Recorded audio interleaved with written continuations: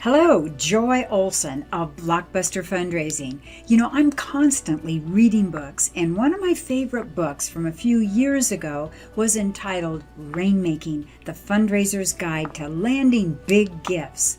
And I'm sure that I have a couple of YouTube videos that I did on tips from that book that was written by Andrew Olson, no relative, and Roy C. Jones. And I'm excited and pleased to say that Andrew Olson recently, just this weekend I received it, sent me a copy of his new book entitled 101 Biggest Mistakes Nonprofits Make and How You Can Avoid Them. Well, I spent part of Easter weekend perusing his new book, and it is really excellent. In fact, I got really excited, and I'm going to get a few copies for some nonprofit executive directors that I'm working with right now, because there are just excellent chapters covering organizational leadership and management. Tons of great stuff, tons of really good stuff.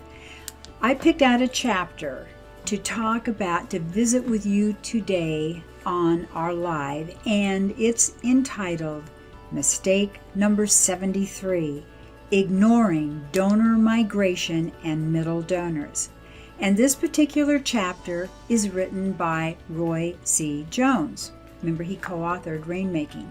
Now, Andrew Olson points out that his new book, 101 Biggest Mistakes Nonprofits Make and How You Can Avoid Them, it's filled with tips directly from industry veterans who have over 300 years of combined experience inside nonprofit organizations and inside leading consulting firms that serve nonprofits.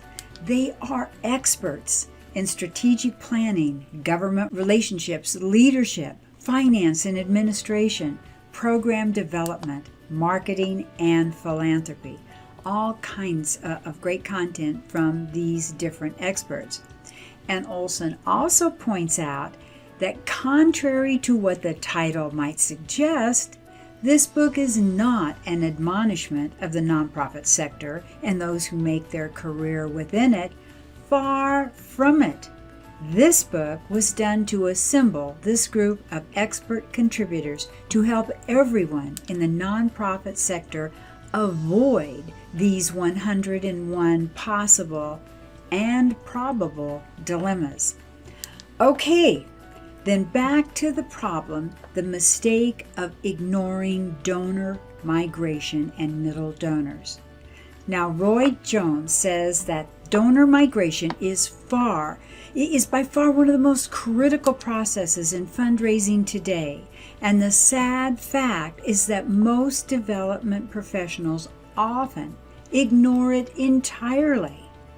Jones says that thousands of nonprofits treat their major gift programs separate and apart from their direct response program. Direct response programs that do not feed donor prospects from the middle donor segment to the major giving level will cripple your fundraising program. And Jones says that there is a donor migration crisis being overlooked right now by the majority of charities and nonprofits in the United States. Now, the firm Next After recently they completed a study called the Mid-Level Donor Crisis. Perhaps you saw it or read it. For their research, Next After, listen to this, made gifts between $1,000 and $5,000 to 37 different charities. Now, as mid-level donors, they tracked the communication from those charities for 90 days after the gift was made. And Jeff Nichols and Stephen Bushy of True Sense reported the study's findings last year, and these findings were shocking. Listen to this.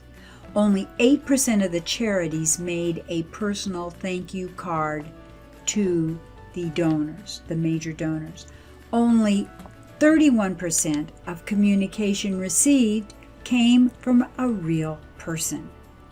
And almost half, 49% of the organizations, sent nothing at all or stopped communicating after 1 month. Prioritizing your mid-level donor development should be job number 1 at your charity for nonprofit. So says Olsen and Jones. Determining the size of your middle donor pool should be calibrated based upon how many new major donors need to be harvested from the middle donor pool each year. People are not major donors for life, and understanding attrition is critical to understanding how to design your regular donor, your middle donor, as well as your major donor initiatives. The first step, any successful program, is looking at how many major donors gave this year that also gave in the previous year. Of course, when you know your major gift renewal rate, you then have you've defined the real problem. How many major donors have you lost last year? How many gave last year but not this year? You know the term. Lidant last year but not this year.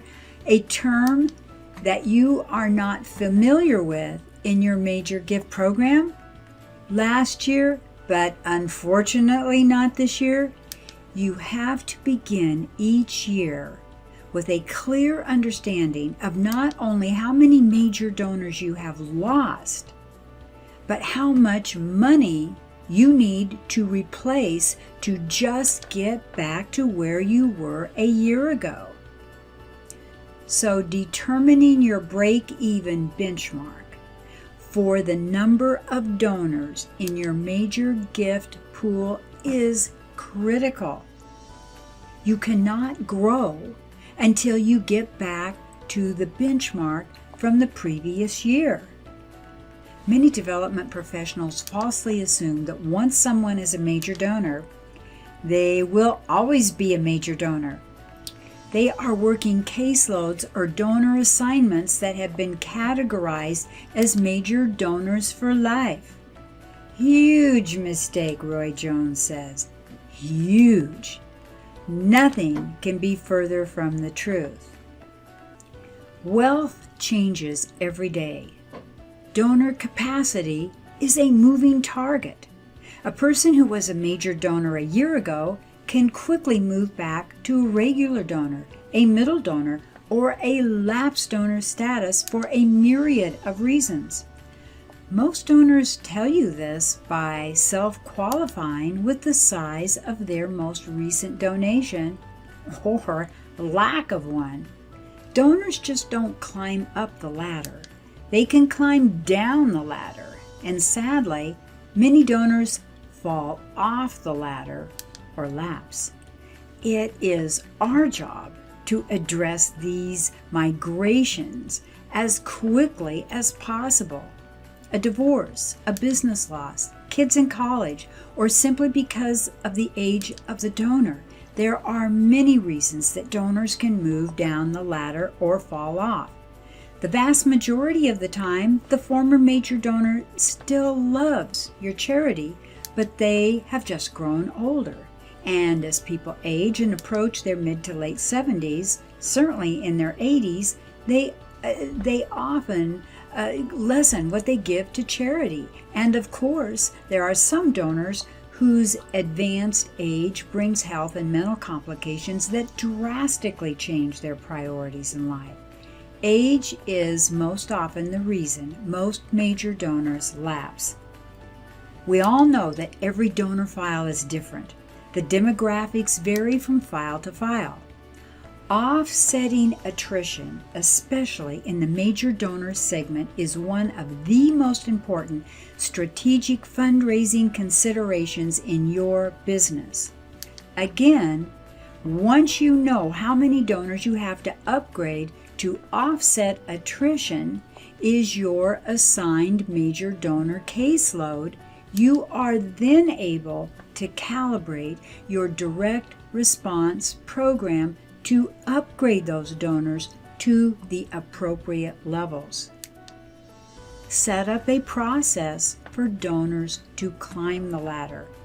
Jones says that he likes to compare major donor development to the rungs of a ladder.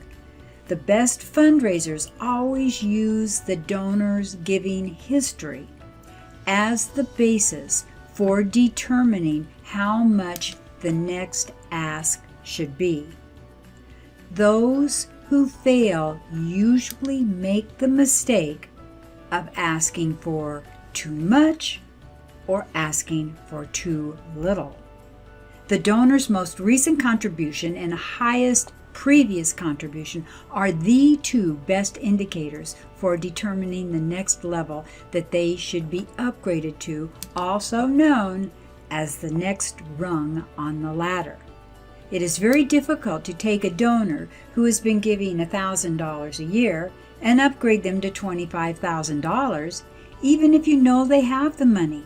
You have to move donors to higher giving levels incrementally, one rung at a time. Remember, major donors do not make gifts. They make investments. A good investor will make a gift, and based on the results they see, they will give a little more next time. The major donor wants to see how quickly that they're thanked. Did the gift they gave get used as you said it would? Did their gift have a measurable impact? In short, they want to confirm that your organization is a good steward of their money. A $1,000 donor can successfully be asked for $50,000, $100,000, or more, but a response in the affirmative will be the exception, not the rule. The best option would be to take the time to build and cultivate the relationship. Explain the bigger need, but ask the $1,000 donor to consider a gift of $5,000 or $10,000. Some organizations get frustrated because they only have two rungs on their giving ladder: the low dollar $25 donors and then the high dollar bequest or six-figure major gift donors. With no rungs or levels between entry level and major gifts, it's almost impossible to take donors to the top of the giving pyramid. Offer development is critical. You have to take your program needs and create price points that can be translated and presented to donors at each rung of the giving ladder. This is very different than accounting or the finance department or presenting a budget for an annual report, because fundraisers must create a needs list with variable dollar amounts as well as giving recognition levels, which are natural benchmarks or giving levels for your donor file and organization. Of course, this also gives you a process for prioritizing your donor visits and event strategies. Well, here are a few tips for improving segmentation and moving up the donors on your giving ladder. Number one, set your giving levels so that they challenge your donors to increase their financial support.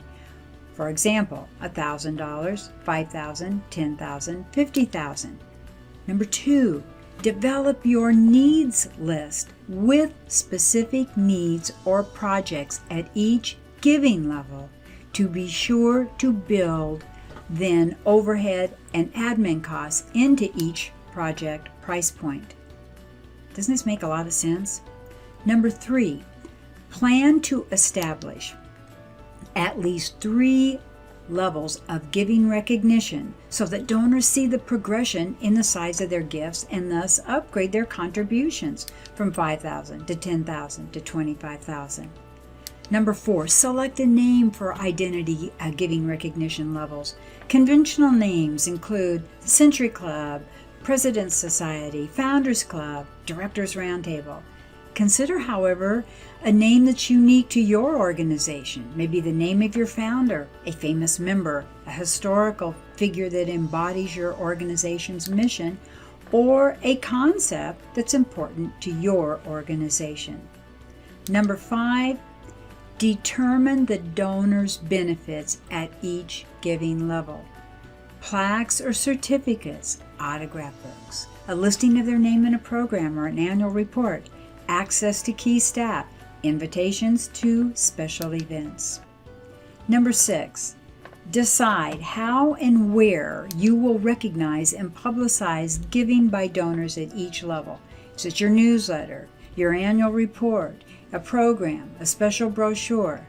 7, identify, this is important, identify board members that you can put in each of the giving levels with their contributions. Contact your board members personally to ask them to serve as charter members. Number 8, prepare a brochure for each level. Describe how the giving at each level works, stipulating and the annual contribution, at least a certain amount for unrestricted support. That's usually what you want, is the unrestricted area. Number 9, state whether a gift can be made in several payments and whether deferred gifts will be counted. Some organizations have a giving club just for those who are going to remember or have remembered the organization in their wills. Number 10, identify and illustrate the benefits of membership and who your charter members are. Number 11, for higher giving, a higher level giving plan, give them a special event such as a luncheon, a dinner, or a seminar. And the president or executive director must be on hand for these events.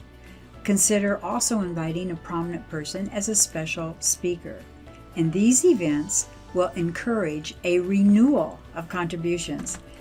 12, at least once each year, list donors and giving levels and your rungs on the ladder in your newsletter, annual report, or preferably a special publication.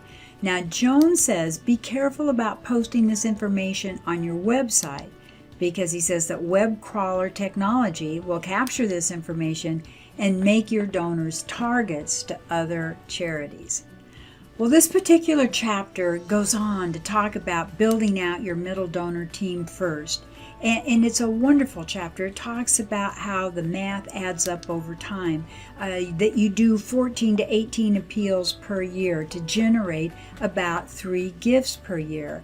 And then through the use of each gift, or you raise the gift amounts, donors with capacity, you get them to give 3 times a year, and you can often, using this process, double their giving annually. It's very interesting, this process. This book is terrific. They also mention that it's important to remember, but some people are middle donors for life. So you know that can happen. And more often than not, a person who makes a $1,000 gift did not give you their last $1,000. And most that can give at that level do have more capacity. But the challenges is cultivating the relationships and igniting their passion to really help them up their philanthropy. And the book also points out that it's you need to really think about development, and you need to learn how to read donor signals so that you see when a donor is ready to do something more. Would you like to know a few of those signals? Well, here they are. The donor wants to attend an event. The donor wants to meet other supporters in their area. The donor has questions about their designated giving last year.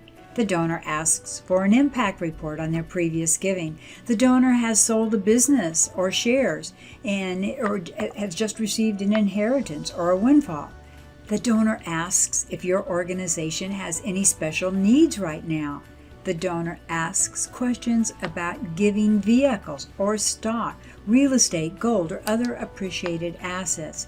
And finally, the donor asks to tour the charity or see the work firsthand. All good indicators. And also in this chapter, they remind us to not forget about our sustainers and monthly donors. And they talk about the different rules for cultivating sustainers for major gifts. Jones points out that a donor who is giving $100 a month to cross the $1,000 threshold annually should not be just then automatically thrown in from the middle into the major donor program. However, the person who is giving $500 a month or $6,000 per year or more should be cultivated as a middle donor and solicited at year end for a special one-time gift of $5,000 or more. Jones says he doesn't recommend moving to a sustainer into a major gift caseload unless the sustainer or monthly donor expresses an interest in meeting with the major gift officer or makes a single gift of $5,000 or more, or has a really high net worth that qualifies them to be cultivated as a major donor. And of course, this chapter also points out to remember that your major donor peeps, if you're working the major donor area, to reactivate your lapsed major donors too. Donors must be able to climb up the ladder, but it is just as important for them to have the option to climb down the ladder. If they cannot downgrade when their financial situation changes, many will lapse out of embarrassment. So you need to have the option to climb down the ladder. Jones says that is critical. And they remind us in this chapter to always do what's right for the donor. They also referred to Barbara O'Reilly of Network for Good, cited an article that she wrote that gives 3 reasons that you really need to develop a middle donor program. And here are those reasons. Number 1, today's middle donor equals tomorrow's major donors.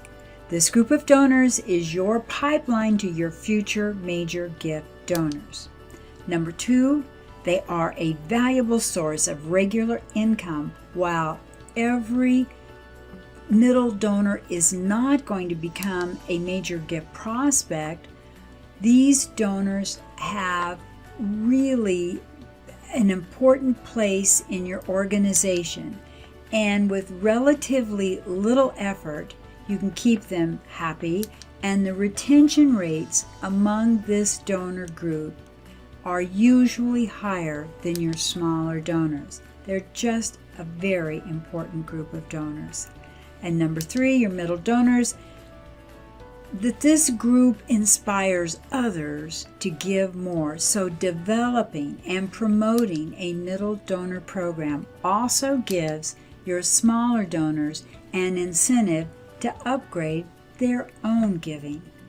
In conclusion, Jones points out in this chapter that it's all about the donor. It's your job to support the donor in their journey with your charity. It's a one-to-one relationship with the donor, taking the time to find out what they want, not just pitching what the charity needs are.